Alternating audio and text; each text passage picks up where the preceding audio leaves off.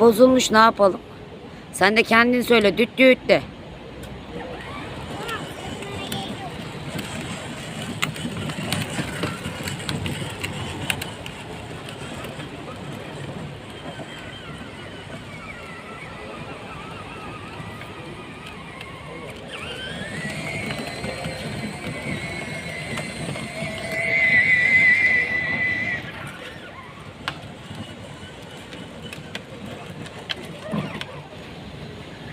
Dedeni atacağım bak.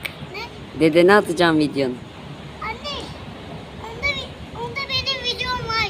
Tamam. Bir tane daha mı atacaksın? Evet. Anne, bak bu araba çok güzelmiş. Beklerine bagajdamış ya.